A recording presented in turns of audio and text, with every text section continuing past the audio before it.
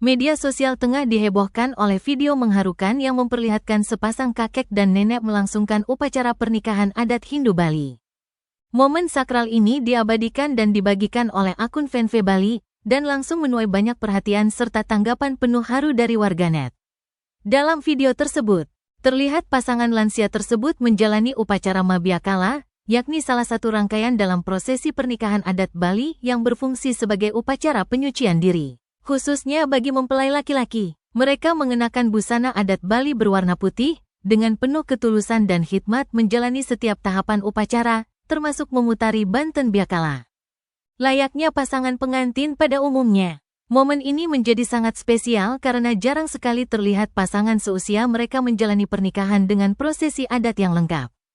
Banyak warganet menduga bahwa pasangan tersebut sebenarnya telah lama menikah secara sah, namun baru melangsungkan upacara adat sekarang karena keterbatasan biaya di masa lalu.